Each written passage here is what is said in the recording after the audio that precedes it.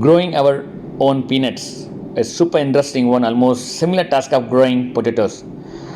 From seed sowing to harvest, peanut takes almost like 3 to 4 months in the maximum.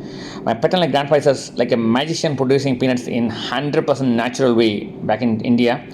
Normally it takes, as I said, 3 to 4 months. Is within 2.5 months he used to produce such a bigger and amazing harvest. That's the reason why I used to say, I call him as a magician in producing peanuts. Well, thanks to our group, Miss Vidya, grown in parts, and I have grown in land in Dubai. So both of experiences, I have taken, when I was harvesting it, I have taken many videos. So I compiled here to give you the idea how to do that. If you're growing in parts, you need to choose at least 1 feet deep and 1 to 2 feet wide. In that part, you can grow almost 2 to 3 plants. Why? It developed its part, like 5 to 10 centimeter deep under the ground. That's why you need to choose at least 1 feet deep. That's what you're trying to say. It takes a couple of weeks to germinate. Let the seedling grow a bit, and then you can transplant them, in a individual part, or the size of the part, or how you are choosing it.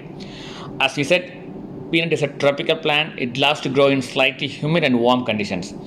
When you're growing peanuts in container, particularly we need to place in the sunniest part. That's very important thing. Even I grown in Dubai in the under the full sunlight with a deep watering and natural way of fertilizing. Means burying vegetable fruit waste direct in the soil, rotate the soil, water the soil, and soil is ready to grow anything and everything. In that way only. We in NCSI keep it slightly moist, the early growth, and flowering period you need to increase it slowly. That's a very important thing. Even it tolerates, even if a dry condition, some of the dry periods, this is okay. The very important, as you said, it's similar to growing to, you can see that the harvesting happening in Dubai in front of my office.